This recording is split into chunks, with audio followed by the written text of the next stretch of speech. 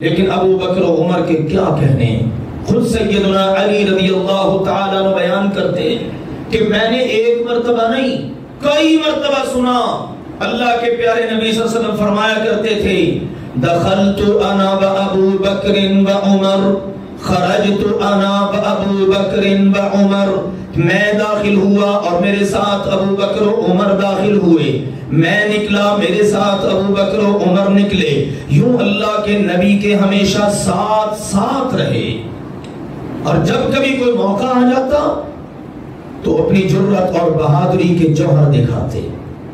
کتنے ایسے مواقع اللہ ذوالجلال والاکرام نے ارشاد فرمایا والسابقون الاولون من المہاجرین، مہاجرین میں سے پہلے آنے والے سبقت لے جانے والے، والانصار اور انصار میں سے، والذین اتبعوہم بإحسان اور وہ لوگ جو نیکی میں ان کے پیروکار ہوں گے، رضی اللہ عنہم ورضوا عنہ، اللہ تعالیٰ ان سب سے راضی اور وہ سب اللہ سے راضی، وَأَعَدَّ لَهُمْ جَنَّاتٍ تَجْرِي تَحْتَهَا الْأَنْهَارُ اور اللہ نے ان کے لیے ایسی جنتیں تیار کی ہیں جن کے نیچے نہریں چل رہی ہیں، خالدین فیہا ابدا، یہ ان جنتوں میں ہمیشہ ہمیشہ رہنے والے ہیں، ذالک الفوز العظیم، یہی بہت بڑی کامیابی ہے۔ اللہ تعالیٰ نے جن عظیم المرتبت ہستیوں کو بلند مقام عطا کیا ہے ان میں سے ایک عظیم المرتبت شخصیت امیر المؤمنین اور دعائے رسول خلیفہ ثانی سیدنا عمر بن خطاب رضی اللہ تعالی عنہ ہیں، جن کو اللہ ذوالجلال والاکرام نے بہت بلند مقام عطا کیا۔ آج اس کا کچھ تذکرہ کرتے ہیں۔ عظیم المرتبت ہستیوں کا تذکرہ یہ قرآن کا بھی اسلوب ہے۔ آپ قرآن پاک میں دیکھیے انبیاء کے تذکرے، نیک لوگوں کے تذکرے، نیک بادشاہوں کے تذکرے، اچھی شخصیات کے تذکرے موجود ہیں۔ اس کا فائدہ یہ ہوتا ہے کہ ان کی محبت دل میں گھر کر جاتی ہے، اس کے ساتھ ساتھ یہ کہ بندہ پھر ان کے نقش قدم پر چلنے کی کوشش کرتا ہے، اچھے لوگوں کے نقش قدم پر چل کر خود بھی اچھا بن جاتا ہے۔ اور پھر اگر وہ ہستیاں ہوں کہ جن کے ساتھ محبت ایمان ہو، پھر ان کے تذکرے کی تو کہنے ہی کیا ہے۔ سیدنا عمر بن خطاب رضی اللہ تعالی عنہ ایسی ہی عظیم المرتبت شخصیت ہے، نبی اکرم صلی اللہ علیہ وآلہ وسلم سے تقریباً 13 سال چھوٹے تھے، لیکن اللہ تعالیٰ نے جوانی کی ابتدا سے کہہ لیجئے، لڑکپن سے کہہ لیجئے، کمال کی صلاحیتوں سے نوازا تھا، حتیٰ کہ ان کے والد نے پھر ان کی تربیت اسی نہج پر کی تاکہ مستقبل کے اندر ہمارا یہ بیٹا ایک شہزادہ بنے، قوم کا قائد رہبر رہنما بنے۔ باپ کی طرف سے اگر دیکھا جائے تو مکہ میں بسنے والے قبائل میں سے یہ وہ عظیم الشان قبیلہ ہے جس کو مکہ کے باسیوں کے اندر بڑا بلند مقام حاصل ہے، قیادت، سیادت، لوگوں کے فیصلے کرنے، یہ سب انہی کی ذمہ داری تھی۔ ماں کی طرف سے دیکھا جائے تب بھی یہی صورتحال، مال و دولت کی فراوانی، سخاوت اور اس طرح کی عظیم الشان صفات سے متصف یہ قبیلہ ہر لحاظ سے اللہ ذوالجلال والاکرام نے ابتدا سے ہی زمانہ جاہلیت سے ہی نواز رکھا تھا. پھر جرأت، بہادری، شجاعت اس کے کہنے ہی کیا. نبی اکرم صلی اللہ علیہ وآلہ وسلم اکثر دعا کرتے اور اس دعا کے اندر آپ کے مد نظر دو شخص تھے اور اس دعا سے یہ پتہ چلتا ہے دو افراد کے تذکرے سے یہ دونوں ایک ہی پائے کے بندے تھے. ایک تھا ابو جہل اور دوسرے تھے عمر بن خطاب. ہمارے پیارے نبی صلی اللہ علیہ وسلم اکثر و بیشتر ہاتھ اٹھا کر دعا کرتے اللہم اعز الاسلام باحب الرجلین الیک. اے اللہ میری نگاہ میں مکہ میں دو مرد ہیں، ان دو مردوں میں سے تجھے جو زیادہ محبوب ہے نا اس کو اسلام قبول کرنے کی توفیق عطا کر کے تو اسلام کو عزت عطا کر دے. وہ کون ہے؟ آپ فرماتے بِأَبِي جَهْلٍ ابن ہشام او بعمر ابن الخطاب. اللہ ایک ابو جہل ہشام کا بیٹا، اس نے بڑا ناک میں دم کر رکھا ہے، اگر یہ سیدھا ہو جائے گا تو اس کے پیچھے مکہ کے اندر بہت سارے لوگ سیدھے ہو جائیں گے. اور دوسرا اس کے پائے کا، اس کی ٹکر کا آدمی ہے اور وہ ہے عمر بن خطاب رضی اللہ تعالی عنہ. پھر آپ نے دعائیں کی، دعا کی قبولیت ہوئی تو پھر اللہ تعالیٰ کی نگاہ میں سب سے پیارا کون ہوا ان دونوں میں سے؟ عمر بن خطاب رضی اللہ تعالی عنہ. اسی لیے صحابہ کہا کرتے تھے عمر بن خطاب اللہ کو زیادہ پیارے تھے. اور پھر جب یہ مسلمان ہو گئے واقعی ہمارے پیارے نبی کی نظر انتخاب کے کیا کہنے. عبداللہ بن مسعود رضی اللہ تعالی عنہ فرمایا کرتے تھے ما زلنا عزتا منذ اسلم عمر. جب سے عمر مسلمان ہوئے ہم مسلمانوں نے عزت اور سربلندی ہی پائی ہے. جب یہ مسلمان ہو گئے اللہ نے ہمارے لیے عزتوں کے راستے اور دروازے کھول دیے اور ان کو بھی اللہ نے بڑی عزتوں سے نوازا. بہت سارے فضائل و مناقب کی یہ حامل ہیں. آپ دیکھیے ابتدا یہاں سے ہوتی ہے، پھر مدینہ منورہ اللہ کے پیارے نبی صلی اللہ علیہ وسلم کے ساتھ ساتھ رہے، مکہ میں ساتھ ساتھ رہے اور ہر قدم پر آپ کا پورا ساتھ دیا. مدینہ پہنچ گئے، بے شمار فضائل و مناقب پائے. صحابہ کرام کہتے ہیں ہم ترتیب لگاتے اللہ کے نبی کے صحابہ میں تو سب سے پہلا نمبر آتا تھا ابو بکر کا، دوسرا نمبر آتا تھا عمر کا، پھر تیسرا نمبر آتا تھا عثمان کا اور ان کے بعد پھر درجہ بندیاں آگے چلتی تھی. بعض صحابہ تو کہتے ہیں یہاں پر بریک لگ جاتی، ان کے بعد پھر ہم آگے کسی کا تذکرہ نہ کرتے. لیکن ابو بکر و عمر کے کیا کہنے.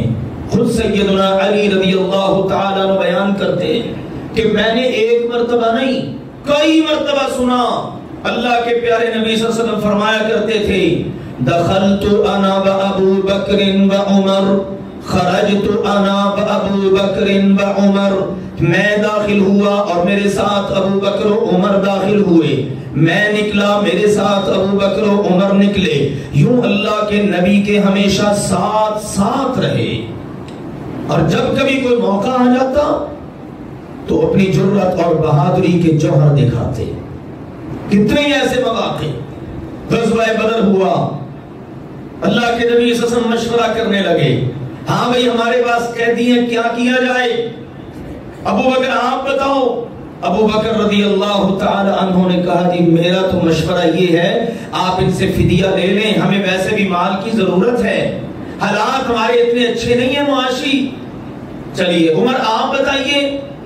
جی اگر آپ مجھ سے پوچھتے ہیں تو پھر میرا مشورہ تو یہ ہے ہر صحابی کا رشتہ دار اس کے ہاتھ میں دے دیں.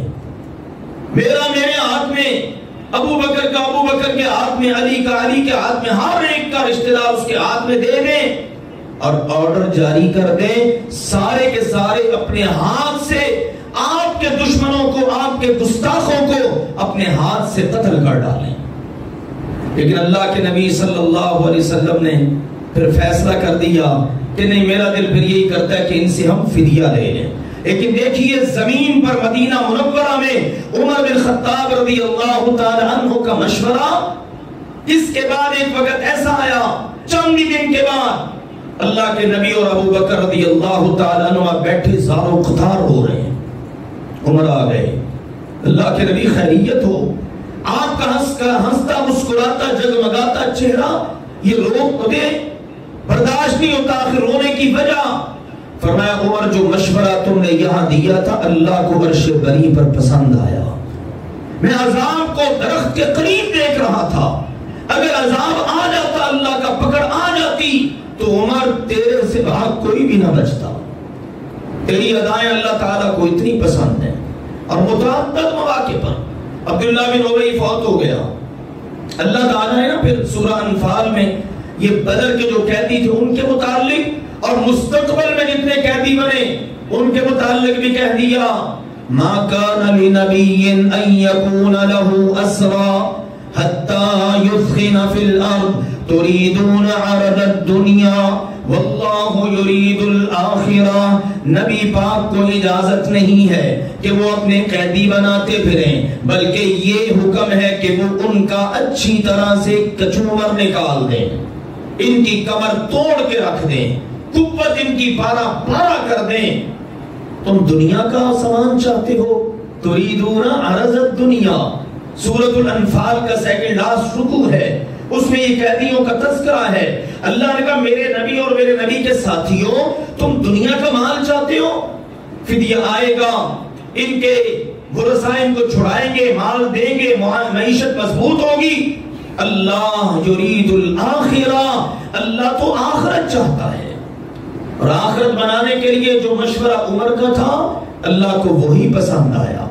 یہ تھے عمر بن خطاب رضی اللہ تعالی عنہ, غیرت ایمانی سے سرشار. عبداللہ بن ابی رئیس المنافقین فوت ہو گیا. ہمارے پیارے نبی رحمت دو عالم, دشمنوں کے ساتھ بھی رحمت فرمانے والے, آگے بڑھے جنازہ پڑھا دیں. عمر آگے بڑھ گئے, آپ کا دامن تھام لیا. یہ تو آپ کا بدترین دشمن تھا, کسی موقع پر اس نے آپ کو نقصان پہنچانے میں کسر نہ چھوڑی, آپ کے گھر تک کو نہ اس نے چھوڑا, آپ کی بیوی پر اتنا گندا الزام لگا دیا کہ منافقوں کا کماندار ہے, آپ اس کا جنازہ نہ پڑھائیں. آپ نے فرمایا عمر پیچھے ہٹ جاؤ, مجھے اختیار دیا گیا ہے, استغفر لہم او لا تستغفر لہم, آپ کی مرضی ہے آپ جنازہ پڑھا دیں, آپ کی مرضی ہے نہ پڑھائیں, لہذا میں پڑھاؤں گا. پھر آئی آیت, اللہ نے کہا میرے نبی جی یہ آپ کا جو مقتدی ہے, یہ آپ کا جو دعا کا نتیجہ ہے, یہ اللہ کو اتنا پیارا اور محبوب ہے.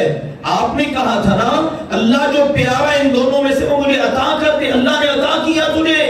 اب میرے نبی ان تستغفر لهم 70 مرة فلن يغفر الله لهم, اگر آپ اس عبداللہ بن ابی کے لیے 70 مرتبہ بھی آپ بھی دعا کریں گے اللہ اس کو معاف نہیں کرے گا. یہ اتنا غلیظ ہے. پھر آپ نے کہا اگر مجھے اس بات کا یقین ہو جائے نا 70 مرتبہ سے زیادہ میں اس کا جنازہ پڑھ دوں معاف ہو جائے گا, یہ میں اس کے لیے بھی تیار ہوں. اور ادھر عمر تڑپ رہے ہیں, یہ ہو کیا رہا ہے, اللہ کے نبی کتنا آپ کا اپنے رحمت برس رہا ہے. پھر آخر اللہ نے کہا میرے نبی عمر کی ادا مجھے اتنی پسند ہے, وَلَا تُصَلِّ عَلَىٰ أَحَدٍ مِّنْهُمْ مَاتَ أَبَدًا وَلَا تَقُمْ عَلَىٰ قَبْرِهِ. اب آئندہ ان منافقوں میں سے کوئی مر جائے آپ نے اس کا جنازہ بھی نہیں پڑھنا اور آپ نے جا کر اس کی قبر پر کھڑے بھی نہیں ہونا. یہ آپ کے لیے پابندی اللہ نے لگا دی, آپ نہیں جا سکتے, باقی جاتے تو جائیں, لیکن آپ کے لیے آپ کی شان آپ کی عظمت کے منافی ہے. اور عمر نے جو مشورہ زمین پہ دیا اللہ نے عرش بری پر اس کو پسند کیا. اور کتنے ایسے مواقع, ایک حدیث میں آتا ہے 3 مواقع. ایک موقع کون سا ہے, طواف کیا تو کہا خواہش ہے مقام ابراہیم پر 2 رکعتیں کیوں نہ پڑھ لیا کریں. یہ خواہش عمر نے ظاہر کی, اللہ نے عرش سے قرآن میں حکم اتار دیا وَاتَّخِذُوا مِن مَّقَامِ إِبْرَاهِيمَ مُصَلًّى. جب تک طواف کرنے والا طواف کر کے مقام ابراہیم پر 2 رکعت نہیں پڑھ لے گا اس کا طواف مکمل ہی نہیں ہوگا. کہتے ہیں وافقت ربی، میں نے اپنے رب کی موافقت کی ہے. عرش بری سے رب نے حکم تب اتارا جب عمر نے زمین میں مشورہ دے دیا. ایک مرتبہ کہنے کہ اللہ کے نبی جی ہر طرح کا بندہ ہی آتا ہے، آپ کے گھر کا دروازہ کھٹکھٹاتا ہے، کبھی آپ نہیں ہوتے، ازواج مطہرات تشریف لے آتی ہیں، پردے کا حکم نہیں ہے، اس کی تعلیم نہیں ہے، کیوں نہ ایسا ہو کہ یہ پردہ کیا کریں. آپ دیکھیں کتنا خیال ہے اپنے پیارے نبی کے گھر کا. اور کیوں نہ ہو، سسر محترم ہے، اللہ کے نبی علیہ الصلوۃ والسلام نے ان کی بیٹی سے نکاح کر رکھا ہے اور ان کو یہ شرف عطا کر رکھا ہے. اور دیکھیے جب یہ زمین پہ مشورہ دیا، عرش سے آیات کیا آ گئی، وَإِذَا سَأَلْتُمُوهُنَّ مَتَاعًا فَاسْأَلُوهُنَّ مِنْ وَرَاءِ حِجَابٍ. اے مسلمانوں جس وقت تم آؤ میرے نبی کے گھر میں، کوئی ضرورت ہو، کوئی مسئلہ ہو، سوال کرنا ہو، تو تم نے بھی پردے کے پیچھے رہنا ہے. اور ازواج مطہرات کے نام حکم آیا کہ تم نے بھی پردہ کیا کرنا ہے. ایک مرتبہ سیدہ عائشہ سیدہ حفصہ رضی اللہ عنہما انہوں نے ایک پلان کیا کہ اللہ کے نبی آئے نا، ہمیں ٹائم تھوڑا دیتے ہیں، اور غالباً سیدہ زینب ہے ان کے ہاں ٹائم زیادہ گزرتا ہے، ہم نے یہ کہنا ہے کہ آپ علیہ الصلوۃ والسلام وہاں وقت زیادہ دیتے ہیں، آپ کے منہ سے مغافیر کی سمیل آ رہی ہے. یہ بوٹی تھی، اس کی سمیل اللہ کے نبی کو پسند نہیں تھی، جڑی بوٹی. تو اللہ کے نبی علیہ السلام آئے نا تو انہوں نے کہا، بہرحال سورہ تحریم میں وہ سارا تفصیلی واقعہ موجود ہے. اللہ ذوالجلال والاکرام کی قدرت دیکھیے. سیدنا عمر آئے، جب یہ منصوبہ سارے کا سارا یہ راز فاش ہو گیا نا، انہوں نے پوچھا کہ آپ کو کس نے بتایا؟ کہا نبأنی العلیم الخبیر، مجھے میرے رب نے بتایا جو سب جاننے والا، ہر چیز سے باخبر. تو عمر رضی اللہ تعالی عنہ وہ کہنے لگے اللہ کے نبی جی عورتیں اور بہت ہیں، آپ ان کو طلاق دے کے فارغ کریں جو اس طرح کے آپ کے گھر میں رہ کر منصوبے بناتی ہیں. اللہ نے آسمان سے آیت اتاری، دیکھو عمر کتنا محب رسول ہے، یہ پرواہ نہیں کی کہ میری بیٹی بھی تو زد میں آتی ہے. اندازہ کیجئے، کہا میری بیٹی متعلقہ ہو کر گھر میں بیٹھتی ہے تو بیٹھ جائے، لیکن میرا نبی ٹینشن میں نہ آئے. یہ مشورہ دیا کہ آپ ان کو طلاق دے دیں. اللہ نے آسمان سے آیت اتاری، عَسَىٰ رَبُّهُ إِن طَلَّقَكُنَّ أَن يُبْدِلَهُ أَزْوَاجًا خَيْرًا مِّنكُنَّ. اے میرے نبی اپنی بیویوں کو بتا دیں، قریب ہے یا ممکن ہے آپ کا رب ان سب کو طلاق دے کر آپ کے نکاح سے نکال دے اور ان سے بہتر بیویاں آپ کو اللہ عطا کر دے. تو یوں اللہ تعالیٰ نے کئی مواقع پر موافقت کی، اور پھر یہی وجہ ہے اتنا بلند مقام مرتبہ اللہ کے نبی صلی اللہ علیہ وسلم نے فرمایا اللہ تعالیٰ نے عمر کی زبان اور دل پر حق کو جاری کر دیا ہے. اس کے دل اور زبان پر اللہ نے حق رکھ دیا ہے، دل میں بھی حق ہے، زبان پہ بھی حق ہے. اور پھر اسی کا رزلٹ یہ نکلا، ایسا با کمال شخص سیدنا ابو موسیٰ رضی اللہ عنہ کہتے ہیں ایک مرتبہ ایسا ہوا کہ ہم مدینہ کے باغ میں سے ایک باغ میں تھے، میں اور اللہ کے نبی صلی اللہ علیہ وسلم. دستک ہوئی اس باغ کے دروازے پر، کوئی اندر آنے کی اجازت مانگ رہا ہے. آپ نے فرمایا ابو موسیٰ افتح لہو وابشرہ بالجنہ، اس کے لیے دروازہ کھول دے، اور جیسے ہی دروازہ کھولے نا وہ تیرے سامنے آئے تو نے اس کو کہنا ہے اللہ کے نبی تجھے جنت کی بشارت دیتے ہیں. کہتے ہیں میں گیا جا کے دروازہ کھولا تو دیکھا آگے ابو بکر. میں نے کہا تمہیں مبارک ہو، اللہ کے نبی نے تمہیں جنت کی بشارت دی ہے. وہ آگئے اندر آ کے پاس بیٹھے، کہتے ہیں تھوڑا وقت گزرا پھر دستک ہوئی، آپ نے پھر کہا جاؤ دروازہ کھولو، اب جو آئے اس کو بھی جنت کی بشارت دے دو. دیکھو اللہ ترتیبیں کیسے مد نظر رکھتا ہے. بے شمار واقعات، اللہ کے نبی آگے، اتفاق سے پیچھے ابو بکر، اتفاق سے پیچھے عمر. اب آئے دروازہ کھلا، دیکھا تو آگے عمر. کہا مبارک ہو اللہ کے نبی تمہیں جنت کی بشارت دیتے ہیں. کتنے ایسے مواقع، میں نے آپ کو پچھلے جو میں حدیث سنائی تھی، احد میں آپ کھڑے ہیں، ابو بکر ساتھ ہیں، عمر ساتھ ہیں، عثمان ساتھ ہیں. اس نے حرکت کرنا شروع کی، آپ نے فرمایا احد رک جا فإن علیک نبی وصدیق وشہیدان. اس وقت تیرے اوپر ایک نبی کھڑا ہے، ایک صدیق ہے اور 2 شہید ہیں۔ ہمارے پیارے نبی، اللہ کے نبی ابو بکر صدیق اور عمر اور عثمان، یہ 2 شہید تھے۔ سیدنا علی رضی اللہ تعالیٰ عنہ سے مروی حدیث ہے، فرماتے ہیں اللہ کے نبی صلی اللہ علیہ وسلم نے فرمایا ابو بکر و عمر سیدا کہول اہل الجنہ من الاولین والآخرین الا النبیین والمرسلین، سارے نبی سارے رسول جنت میں جائیں گے، ان کی امتیں جنت میں جائیں گی۔ جنت میں دنیا کے اندر جتنے بوڑھے ہوں گے یہ جوان ہو کر جائیں گے، ان سارے بوڑھوں کے سردار، پہلے والوں کے بھی بعد والوں کے بھی، وہ ہوں گے ابو بکر اور عمر رضی اللہ تعالی عنہما۔ یہ جتنے بوڑھے ہیں سب کے سردار یہ ہیں۔ جوانوں کے سردار کون ہیں؟ حسن و حسین رضی اللہ عنہما، اور بوڑھوں کے سردار کون ہیں؟ ابو بکر عمر رضی اللہ تعالی عنہما۔ اس کا مطلب ہے جس نے جانا ہے جنت میں وہ ان کو اپنا سردار ہی سمجھے گا، دنیا میں بھی ان سے محبت کرے گا، ان کے بارے میں نفرت نہیں رکھے گا، کیونکہ جنت میں وہی جائے گا جن کو ان سے محبت ہوگی۔ اور آخر میں یہ بھی سن لیں، محبت کون کرتا ہے؟ جس کو نبی سے محبت ہوگی۔ آپ نے فرمایا تھا میری محبت کی وجہ سے میرے صحابہ سے محبت ہوگی، میری عداوت کی وجہ سے صحابہ سے عداوت ہوگی۔ اب عمر رضی اللہ عنہ کے کہنے کیا ہے؟ نبی پاک کی ازواج بیٹھی ہیں، عائشہ حفصہ دیگر ساری کی ساری مطالبہ کر رہی ہیں ہمارا خرچہ بڑھائیے، آپ دیکھ لیں مہنگائی کتنی ہو گئی ہے، ضرورتیں پوری نہیں ہو پاتی، خرچہ بڑھائیے، آوازیں بلند ہو رہی ہیں۔ اتنے میں دروازے پر دستک ہو گئی۔ واہ میرے اللہ تیری قدرتوں کے کیا کہنے۔ عمر کی جلالی آواز گونجی، خادم خدمت میں حاضر ہونے کے لیے اجازت چاہتا ہے۔ جیسے ہی آواز واجب مطہرات کے کانوں میں پڑی، اٹھ کر سب نے کپڑے سیدھے کیے، سروں پر دوپٹے لیے بھاگ گئی اپنے اپنے کمروں میں۔ ہمارے پیارے نبی مسکرا رہے ہیں، ہنس رہے، اتنے میں عمر آ گئے۔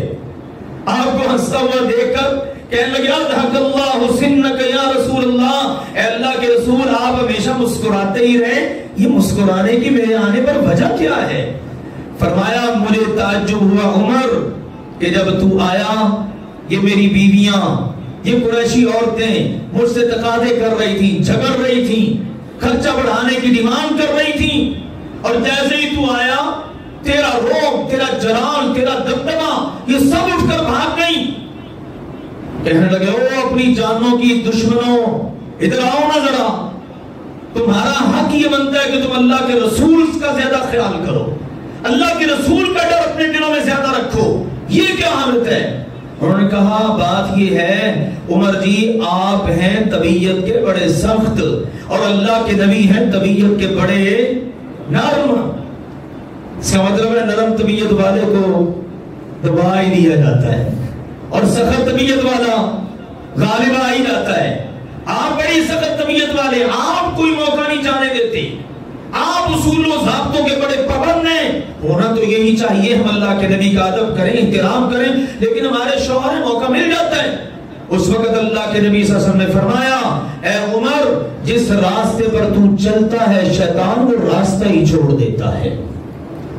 ایک مرتبہ سیدہ عائشہ کہتی ہے رضی اللہ عنہ گلی میں شور ہوا، اللہ کے نبی نے دیکھا تو وہ بچے شور کر رہے تھے، جب منظر دیکھا تو ایک چھوٹی سی بچی وہ رقص کر رہی ہے اور باقی بچے دیکھ رہے ہیں اس کے ارد گرد جمع ہو کر شور کر رہے ہیں۔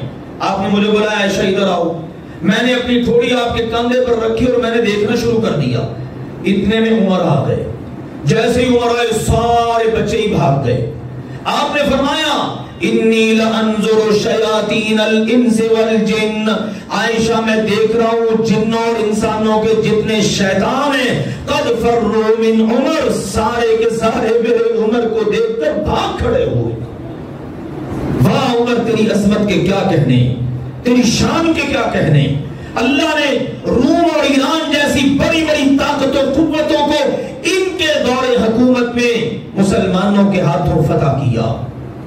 اسلام کا بھریرا دور دور تک اللہ نے لہرا دیا، علم اسلام بلند ہوا، اور دیکھیے 22 لاکھ مربع میل کا حکمران، اور پھر امن، سکون، راحت، اطمینان کس قدر تھا۔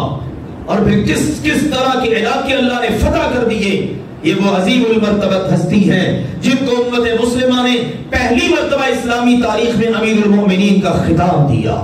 یہ وہ عظیم الشان شخصیت ہے جن کے دل زبان پہ اللہ نے کلمہ حق کو جاری کیا.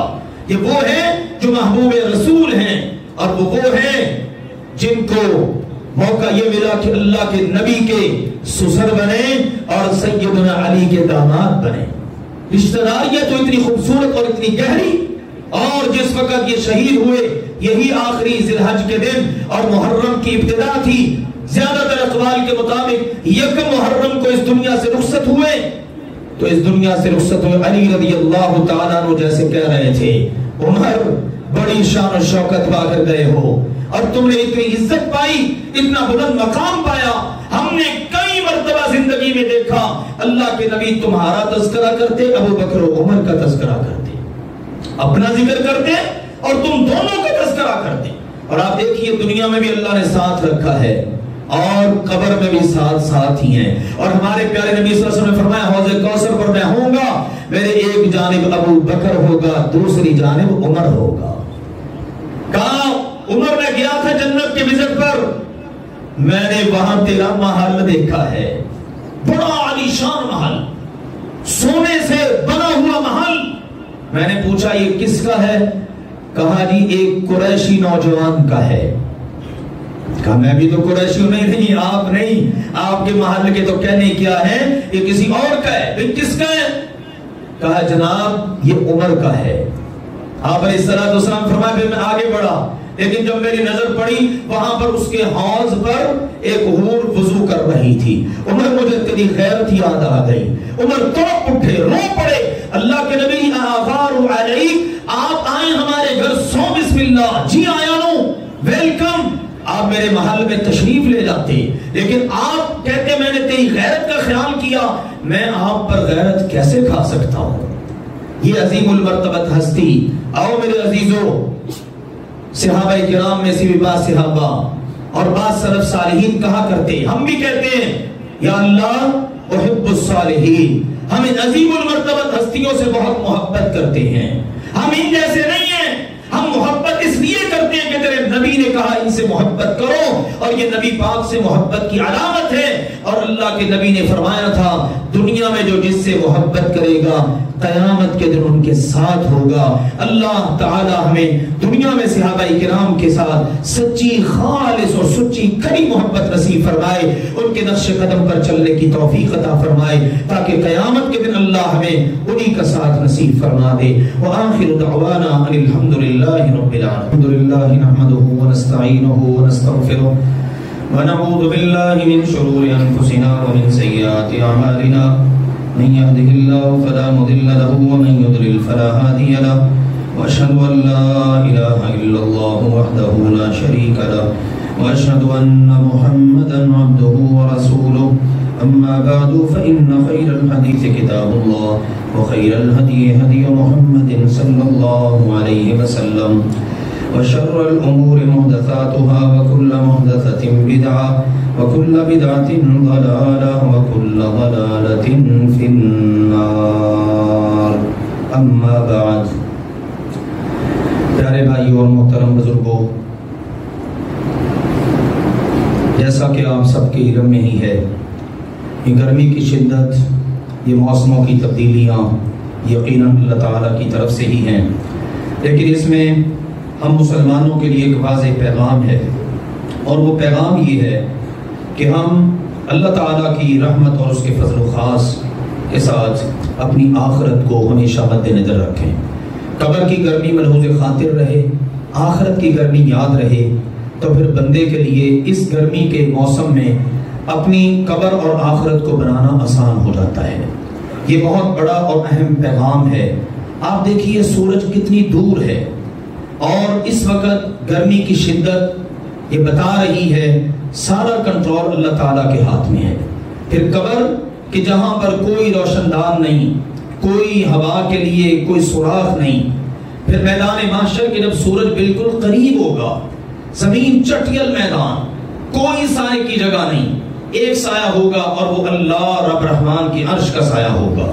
اس کی تلاش، اس کے لیے محنت، اس کے لیے کوشش، نیک عمل، اللہ تعالی ہم سب کو اس کی توفیق عطا فرمائے۔ اس کے ساتھ ساتھ دوسری گزارش یہ ہے، ہمارے گناہوں کا نتیجہ دنیا میں ہمارے سامنے آتا ہے۔ یہ جس تباہی اور بربادی کے دھانے پر پاکستان پہنچایا جا رہا ہے کسی سے مخفی نہیں۔ ہر چیز مہنگی، ہر چیز پر ٹیکسوں کی بھرمار، یہ ساری قوم دیکھ رہی ہے۔